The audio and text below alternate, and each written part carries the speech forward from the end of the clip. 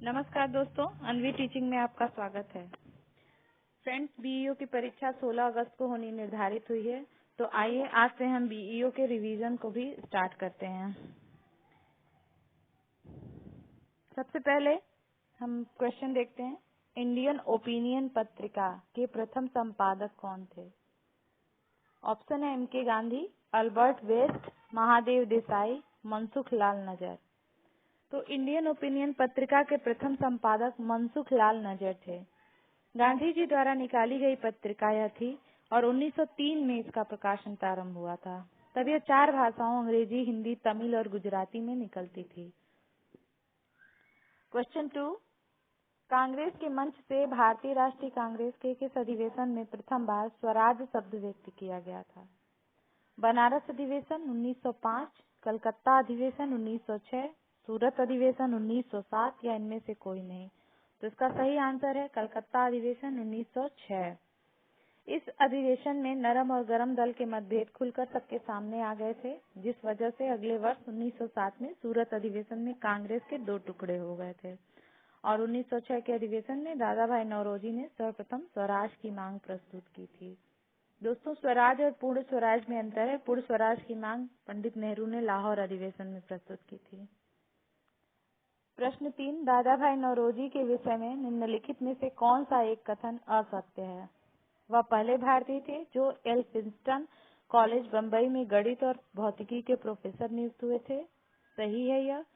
वर्ष 1992 में उन्होंने ब्रिटिश पार्लियामेंट का एक सदस्य निर्वाचित किया गया था। यह भी सही है।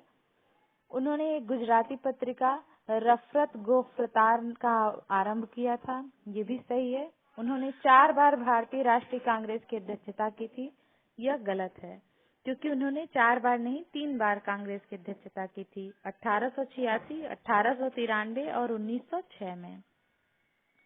क्वेश्चन 4, भारतीय राष्ट्रीय कांग्रेस का अंतिम अधिवेशन जिसमें बाल गंगाधर तिलक ने भाग लिया था? कलकत्ता अधिवेशन 1906, कलकत्ता अधिवेशन 1907, कलकत्ता अधिवेशन 1917। दोस्तों, यहाँ बी कलकत्ता अधिवेशन 1907 दिया है, लेकिन यह सूरत अधिवेशन 1907 होगा। कलकत्ता अधिवेशन 1917 और अमृतसर अधिवेशन 1919। तो इसका सही आंसर है 1919। 1919 में अमृतसर अधिवेशन में वे स्वदेश लौटे थे और 1 अगस्त 1920 को उनकी मृत्यु हुई थी। गांधी जी ने उन्हें आधुनिक भारत का निर्माता कहा था और नेहरू ने उन्हें भारतीय क्रांति का जनक कहा था।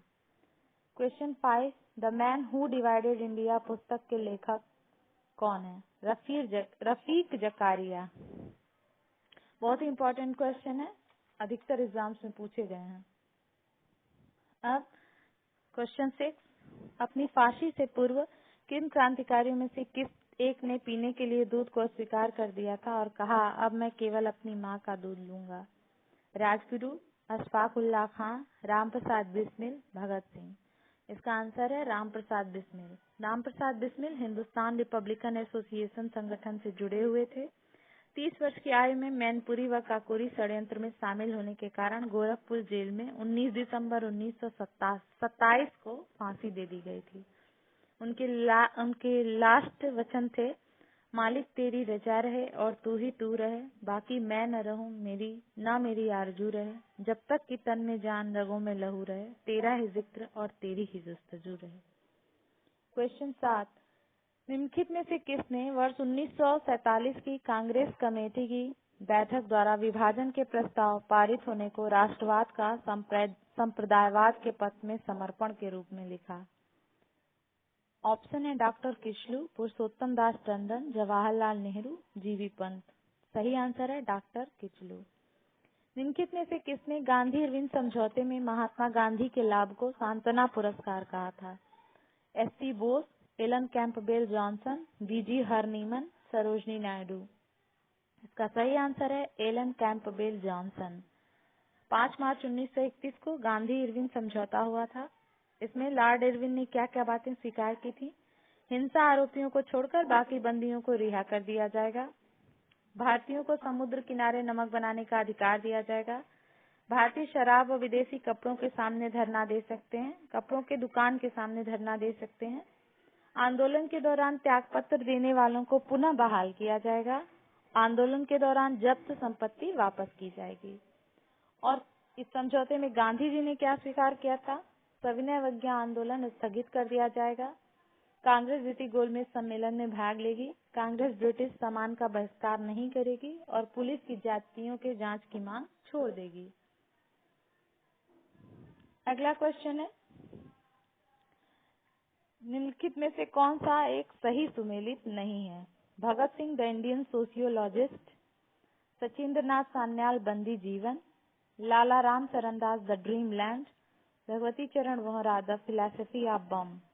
इसका सही उत्तर है Bhagat Singh the Indian sociologist. यह सुमेलित नहीं है। The Indian sociologist Shyam ji Krishna Varma द्वारा संपादित पत्रिका थी। भारतीय स्वाधीनता विधेयक को राजकीय स्वीकृति कब प्राप्त हुई? 18 जुलाई 1947 को, 19 जुलाई 1947 को, 20 जुलाई 1947 को, 21 जुलाई 1947 को। इसका सही उत्तर है 18 जुलाई 1947 को।